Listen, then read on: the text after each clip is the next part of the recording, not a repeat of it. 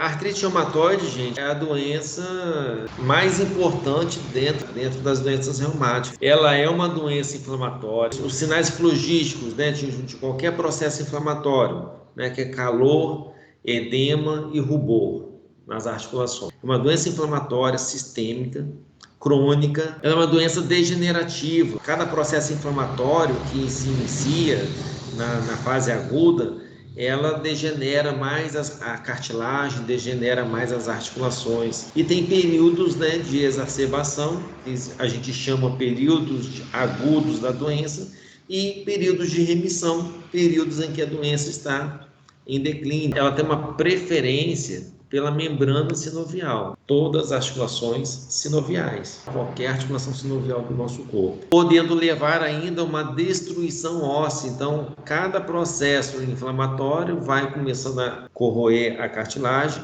e essa corrosão da cartilagem pode chegar até ao osso. A patologia: o exame de sangue dos pacientes, existe uma presença dos fatores reumatóides. Que são os fatores reumatóides? A presença de IgM e anticorpos nucleares. A incidência: a artrite reumatoide acomete de 0,5% a 1% da população mundial, sendo frequente em todos os grupos étnicos e predomínio no sexo feminino. As mulheres saem perdendo aí para os homens, né, nessa questão da artrite reumatoide. Então, acomete mais ou menos três mulheres para cada homem que tem a doença. Ocorre mais comumente, normalmente ela é característica, né, entre a quarta e sexta década de vida, quer dizer, entre 40 e 60 anos. Diagnóstico da artrite reumatoide é estabelecido considerando os achados clínicos. Então, os achados clínicos, ele é soberano sempre. E depois, os exames complementares. Nenhum teste isolado, seja laboratorial, seja de imagem ou histopatológico, confirma o diagnóstico de artrite reumatoide. Isso aqui é importante. A característica básica da manifestação articular da artrite reumatoide é uma inflamação da sinóvia. Então, eu vou ter uma sinovite, podendo acometer qualquer uma das articulações do corpo humano, de artrodiais, as articulações duplas. A queixa clínica é de dor, inchaço, limitação dos movimentos das articulações acometidas. No exame físico, observa-se a presença de dor, aumento de volume das articulações, derrame intraarticular, calor e, eventualmente, rubor. Então, aqui nós temos uma articulação normal, né? Joint normal, tem um espaço articular normal, espaço cartilaginoso normal, e aqui eu tenho uma imagem com artrose, né? com a inflamação. Você vê, ó, que a cápsula articular está distendida, ó, existe um volume maior, quer dizer, tem um volume de líquido maior aqui dentro da articulação. Eu começo a ter corrosão óssea, isso aparece na estrutura de imagem, né? Raio-X, ressonância magnética. São manifestações das artrites reumatoides. Acometimento poliarticular, como eu já falei para vocês, geralmente mais de 4 articulações envolvidas, e acometimento dos punhos, metacarpo-falângica e as interfalângicas proximais. Então, punho, as metacarpo-falângicas e as interfalângicas proximais são as articulações que mais acometem na artrite reumatoide. A artrite reumatoide tem preferência por essa região, sabendo que nós podemos ter quadril, joelho, tornozelo, ATM, inclusive, inflamadas pela artrite reumatoide. Geralmente elas são simétricas. As articulações de punho, metacarpo-falângicas, as interfalângicas proximais, não necessariamente a simetria tem que ser fidedigna. Então, eu posso ter uma inflamação da metacarpo-falângica proximal do dedo indicador de um lado, e eu posso ter a inflamação da metacarpo-falângica proximal do quinto dedo da outra mão. Elas não precisam ser simétricas, tá bom? Relacionados ao punho e dedos. Relacionados aos exames laboratoriais, nós temos a proteína C reativa, né, que é a característica da artrite reumatoide. Os valores de referência para o PCR é de 0 a 1 miligrama por decilitro. Nos pacientes com inflamação aguda, a concentração pode aumentar até 1000 vezes. Radiografia convencional, ela é o exame de entrada nosso, tanto da traumatortopedia quanto da reumatologia. Então, pedir o primeiro exame é o raio-x. É o método de imagem mais utilizado. Ele não é o melhor, claro, né? Mas ele é o mais utilizado.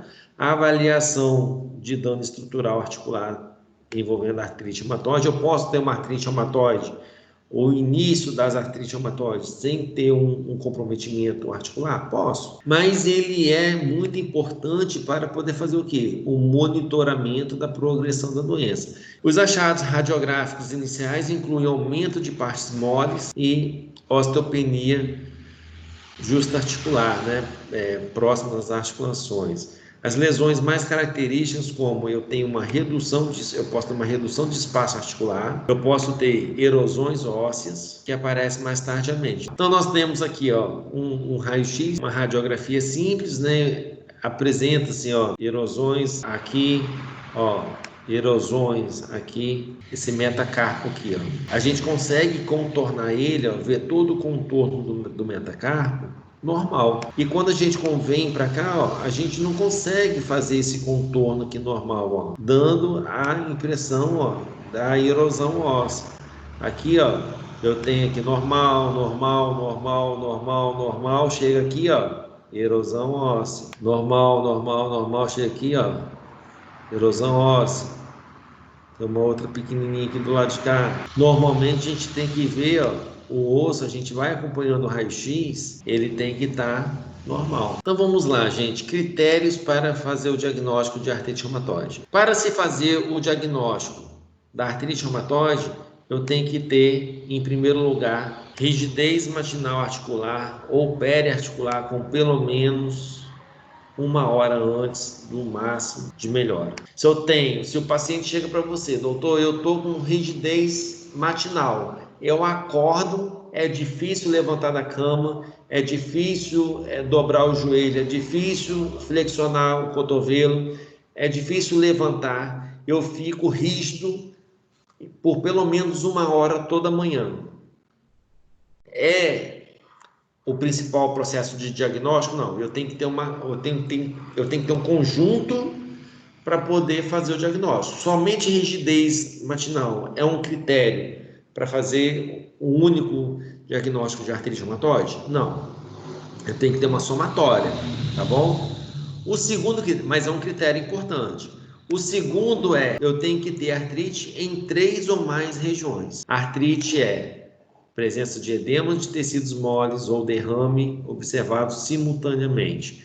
Então eu tenho que ter edema articular, pode ser com presença de calor e rubor ou não. Rubor é mais, vocês viram lá atrás que o rubor nem sempre aparece, é mais raro aparecer. O terceiro critério é ter uma artrite em articulações de mãos. Então eu tenho 3 ou mais articulações e essas articulações ainda são em mãos, eu somo 2 critérios, com presença de edema de punhos, metacarpofalângicas e interfalângicas proximais. 4. Artrite simétrica, envolvendo simultaneamente das mesmas áreas articulares em ambos os lados. 5. Nódulos, as presenças de nódulos subcutâneos, presentes. Eu falei 2 para vocês, nódulos de Herbden e nódulos de Bouchard. Então vamos lá, critério diagnóstico ainda. 6º critério, fator reumatoide, detectado por um método positivo de pelo menos 5% dos controles normais.